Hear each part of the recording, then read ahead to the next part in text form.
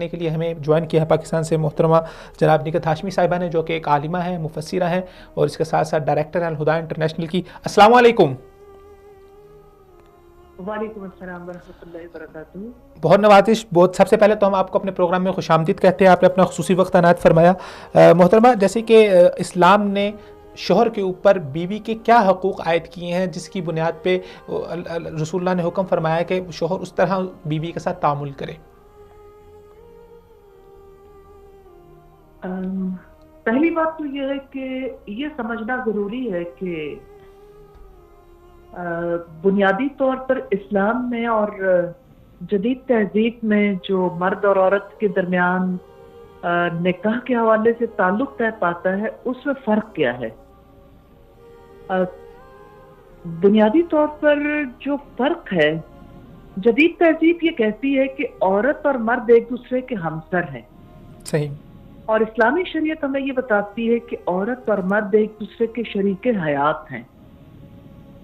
جس آیت سے ہمیں یہ اصول ملتا ہے کہ یعنی مرد اور عورت کے ایک دوسرے پر کیا حقوق ہیں، وہ سورہ ال عمران کی آیت نمبر 195 ہے، جس میں یہ کہا گیا بعضکم من بعض، کہ تم ایک دوسرے سے ہو، یعنی ایک دوسرے کے رفیق حیات ہو، ایک دوسرے کی زندگی کا حصہ ہو، ایک کا دوسرے کے اوپر حق ہے اور ایک کے دوسرے کے اوپر فرائض ہیں۔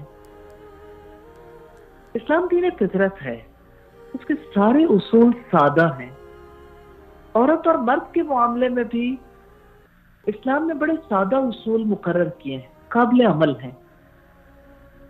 اگرچہ اس میں بہت سی فقہا کے حوالے سے ہم دیکھتے ہیں کہ انہوں نے بہت زیادہ ڈیٹیلز بھی بتائی ہیں، لیکن سادگی کے ساتھ اگر ہم دیکھیں تو نکاح کے بعد پہلی ذمہ داری جو مرد پر بیوی کے سلسلے میں عائد ہوتی ہے وہ یہ کہ اسے مہر کا حق ادا کرے، جیسا کہ سورہ النساء میں رب العزت نے فرمایا وَآتُوا النِّسَاءَ صَدُقَاتِهِنَّ نِحْلَةً،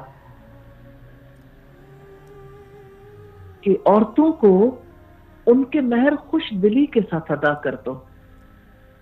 کہ مہر عورت کے اوپر حقوق زوجیت حاصل کرنے کا معاوضہ نہیں ہے، یہ معاملہ تو بہت زیادہ قیمتی ہے۔ مہر کی یہ رقم دراصل علامتی رقم ہے کہ وہ اپنی ہونے والی بیوی کے لیے اس کی ذمہ داری کو قبول کرنے کے لیے مادی علامت کے طور پر مہر ادا کرتا ہے، اور زندگی کے آخری لمحے تک اسے ادا کرنے کا اپنے آپ کو پابند بناتا ہے۔ یہ ذمہ داری کیا ہے کہ مرد تا حیات عورت کا نگران اور کفیل رہے گا۔ اللہ پاک نے جو نظام ہمیں دیا ہے اس کے مطابق عورت پر یہ ذمہ داری عائد کی ہے، وہ گھر سنبھالے، نئی نسل کی پرورش اور تربیت کرے۔ اقتصادی اعتبار سے دیکھیں تو یہ ایک غیر نفع آور کام ہے، اور حقیقتاً سب سے زیادہ نفع آور کام ہے۔ بالکل، اور اسی وجہ سے عورت کی کفالت کو مرد کی ذمہ داری قرار دیا گیا ہے۔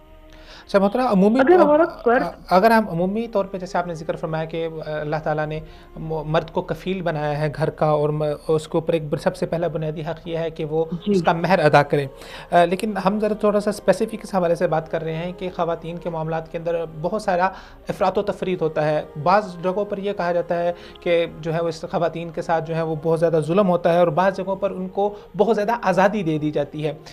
بیچ میں بیلنس کہاں پر ہوگا کہ جہاں پر خواتین کی جو حقیقی آزادی ہے وہ بھی سلب نہ ہو، اور ان کے حقوق بھی ادا ہو، اور گھریلو معاملات بھی خراب نہ ہونے پائیں؟ کیونکہ جہاں پر مطلق آزادی ہوتی ہے وہاں پر گھروں کے اندر ناچاکیاں ہوتی ہے، اور جہاں پر پابندی زیادہ ہوتی ہے وہاں پر بھی گھروں کے اندر ناچاکیاں ہوتی ہیں۔ اصل میں بنیادی طور پر اللہ تعالیٰ نے جو تقسیم کیا اس کو نہ سمجھنے کا نتیجہ ہے۔ جب آپ ایک عورت کے بارے میں یہ کانسیپٹ رکھیں گے کہ وہ بھی معاشی کفالت کی پابند ہے یا معاشی طور پر اپنا کردار ادا کرے، تو ایک عورت جس وقت کماتی ہے یا عورت جو ہے وہ معاشی کردار ادا کرتی ہے، عمومی طور پر خرابیاں ان گھرانوں میں زیادہ آتی ہیں. ہمارے یہاں لڑکیوں کی شادی ہوتی ہے تو جب مائیں سمجھاتی ہیں کہ وہ آپ کا شوہر ہے، اس کا خیال رکھنا آپ کی ذمہ داری ہے اور آپ اس کی اطاعت کرنے کی پابند ہو، تو لڑکی کہتی ہے کہ اگر میرا شوہر پڑھا ہے میں بھی پڑھی بھی ہوں، اگر وہ کماتا ہے تو میں بھی کماتی ہوں، میرے اور اس کے بیچ میں فرق کیا ہے؟ اب بہت سارے ایسے گھرانے جہاں پہ عورت جاب نہیں کرتی، بزنس نہیں کرتی، لیکن اب اس وقت کی موجودہ صورتحال میں دیکھیں تو ایک بہت بڑی تعداد ہے جو معاشی ذمہ داریاں تو نہیں لیکن میں سمجھتی ہوں معاشی بوجھ کو اٹھائے ہوئے. تو ایک طرف تو وہ گھرانے اور ایک طرف دوسری طرف وہ گھرانے جہاں پر خواتین کی معاشی ذمہ داری مرد سنبھالے میں. پریشانی تو دونوں اعتبار سے ہے. صحیح کہ بنیادی مسئلہ اگر ہم دیکھیں تو وہ تربیت اور سوچ کا ہی ہے. اگر خاتون کے ذہن کے اندر یہ بات ہے کہ میرا اگر مرد جو ہے وہ بھی پڑھا ہوا ہے، میں بھی پڑھی ہوں، وہ کما رہا ہے میں بھی کما رہی ہوں، تو ہم دونوں برابر ہو گئے ہیں. اور اگر وہاں پر دوسری طرف دیکھیں تو خاتون کو دبایا جاتا ہے، تو اصل مسئلہ تو تربیت کا ہوا کہ خواتین کی اچھے لحاظ سے تربیت نہیں ہو پا رہی. ان کو یہ بتایا نہیں جا رہا کہ خاوند کے تمہارے اوپر کیا حق ہیں، اور خاوند اس بات سے لا علم ہے کہ ان کے بیوی کے اس کے اوپر کیا حقوق واجب ہوتے ہیں.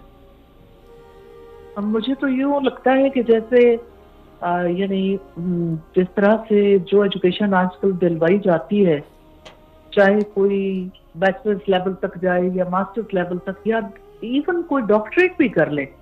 آپ یہ بتائیے کہ جس لڑکے اور لڑکی کو رشتہ نکاح میں باندھنا ہے، جب ان دونوں کو یہ نہیں بتایا جائے گا کہ آپ کی اصل ذمہ داری کیا ہے، آپ کی جو رسپانسبلٹی اسلام نے آپ کے اوپر عائد کی ہے اس کے تقاضے کیا ہیں، تو ظاہر ہے کہ ٹکراؤ تو ہوگا.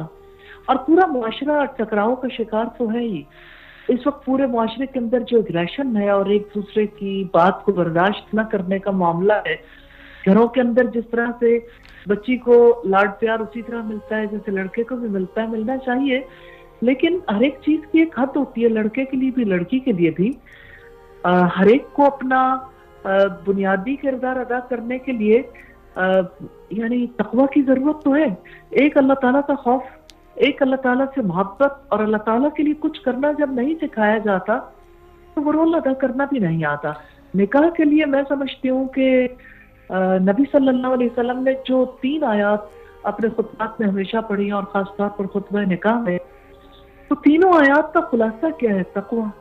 اللہ تعالیٰ سے ثواب کی امید رکھ کر اللہ تعالیٰ کی اطاعت کرنا اور اللہ تعالیٰ کے خوف سے اس کے روکے سے رک جانا.